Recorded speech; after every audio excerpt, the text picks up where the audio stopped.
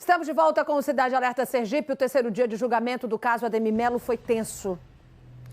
O acusado, Anderson Souza, fez revelações que surpreenderam até os próprios advogados dele.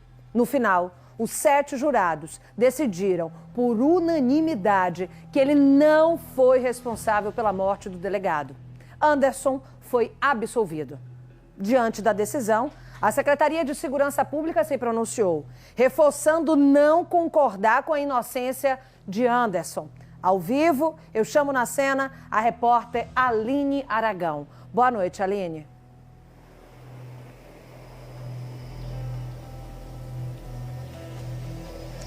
Olá, Mariana. Boa noite. Boa noite a você que assiste ao Cidade Alerta Sergipe.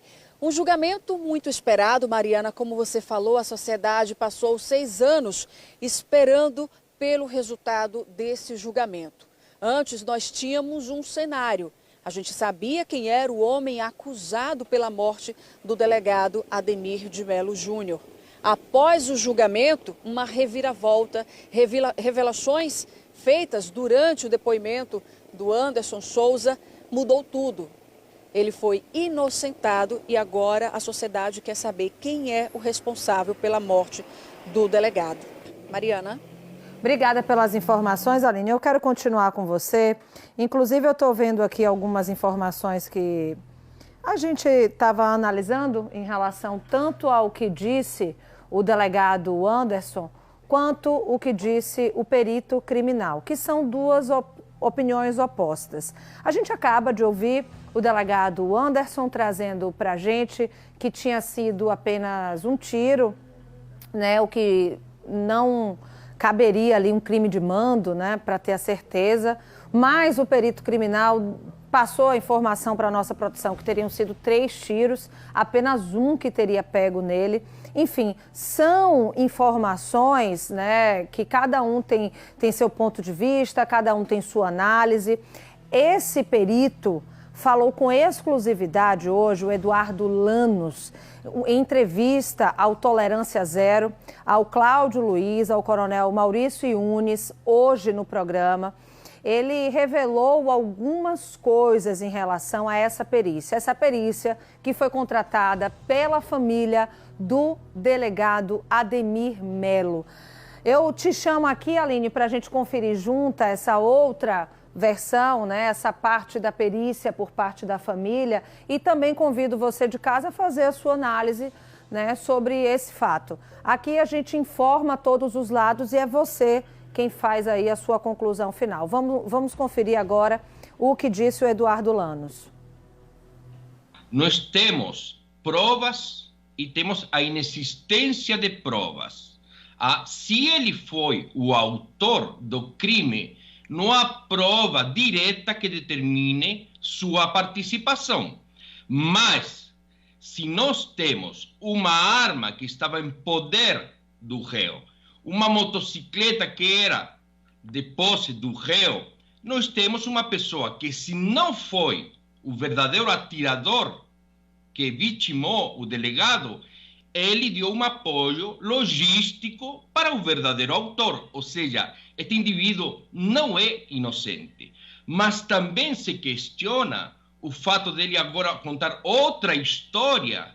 E quem diz que realmente essa arma estava com ele e a moto é a mesma que foi utilizada? A cor da moto não importa. Tem 5.000 motos pretas, tá? Se nós temos uma infinidade de câmeras, porque eu levantei uma por uma as câmeras existentes no local do crime e só 2 foram utilizadas. Das 2, as melhores imagens foram inutilizadas. Por quê? Porque elas mostrariam, acredito eu, a dinâmica correta do fato e, segundo, daria a possibilidade de melhorar as imagens a partir de um profissional capacitado e não da opinião de um policial para falar que não serviam, quem poderia trazer como resultado objetivo, de forma técnica, a clareza de quem seria a pessoa que estava na motocicleta. uma coisa que chama muito a atenção é que este indivíduo foi visto por várias pessoas por muito tempo no local. Ele não estava à espera de uma vítima, ele estava à espera de uma pessoa X. Porque muitos veículos passaram perto dele, muitas pessoas passaram falando no telefone, muitas pessoas pararam na esquina onde ele se encontrava com o vidro aberto, falando no telefone, e ele não as assaltou. Por que esperaria uma pessoa que sai de um prédio, que vai caminhar 50 metros até onde ele se encontrava para assaltá-lo? Isso é uma conversa que não pode ser levada a sério. É mais que óbvio que isto foi programado para dar certo. E esse indivíduo, que seja o réu ou não, que atirou em contra do delegado, ele sabia de toda a dinâmica do Dr. Ademir quando chegava na sua residência de tarde e saía para passear com o cachorro. Por quê? Porque o primeiro que eu perguntei para a família, ele tinha por costume fazer isso aí? Sim, tinha por costume, nesse horário aproximado, sair com um cachorrinho para passear. Onde é que a fala da Secretaria de Segurança Pública, que acredita em latrocínio, e do perito contratado pela família, que acredita ser um crime de mando, onde é que há uma convergência de opinião deles dois? Ambos dizem que o Anderson não é inocente. O Eduardo Lanos diz, olha, eu não garanto a inocência de Anderson. O que eu garanto é que é um crime de mando. Então, a gente traz para você a informação que ontem a Aline trouxe, da OAB, de que o Ministério Público vai recorrer da decisão. Por quê? Por que vai recorrer? Não é porque acredita que é um latrocínio, mas porque acredita que o Anderson de fato atirou. Porém, a mando de alguém. Não é isso, Aline? Você que estava lá ontem, pode trazer essa informação melhor para a gente? Inclusive, você falou da carta ontem, a gente trouxe aqui com exclusividade lá em janeiro deste ano. É com você.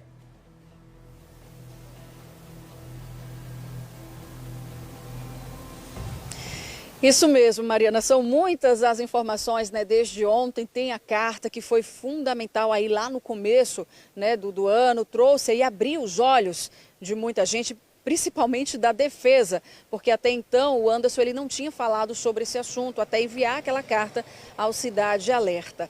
Sobre o Ministério Público, na verdade, a informação que a gente tem é que o Ministério Público já recorreu dessa decisão. E como você bem colocou aí, o Eduardo Lanos é um perito renomado, reconhecido pelo seu trabalho, e no laudo dele, na perícia dele, ele não coloca o Anderson como inocente. Ele não diz isso, mas ele diz que não teve ali um crime de latrocínio. Ele afirma que teve sim um crime de mando, mas ele não diz que o Anderson é totalmente inocente, até porque o Anderson teria emprestado a moto, o Anderson teria emprestado o revólver, a arma que foi utilizada no crime. Então é preciso ter muito cuidado. E uma coisa que nós não somos especialistas, não somos investigadores, não somos advogados, policiais, mas a gente sabe pelo nosso trabalho, Mariana, por acompanhar muitos casos, né, de investigação, casos de julgamento, que a prova é fundamental na condenação de uma pessoa, no caso de um julgamento. E o que o Lanos trouxe aí, ele apontou falhas no processo de investigação realizado pela polícia sergipana. E as provas, segundo o laudo do Lanos, foram falhas, não foram suficientes para que o júri se convencesse ali de que o Anderson seria então o culpado por esse crime. Então houve falha na apresentação das provas, segundo a apuração desse perito contratado pela família. Infelizmente, a gente vai ficar ainda esperando por muito tempo, a sociedade vai ficar ainda, a gente não sabe até quando, esperando uma resposta. Mas o que a gente tem de momento é isso. O réu, que até ontem era o acusado, foi inocentado. O delegado, a gente ainda não sabe, a sociedade ainda não tem informação de quem, de fato, matou Ademir Melo. Mariana. E nem quem mandou matar, né, Aline? São duas situações aí. Quem matou e quem mandou matar. Obrigada pelas informações.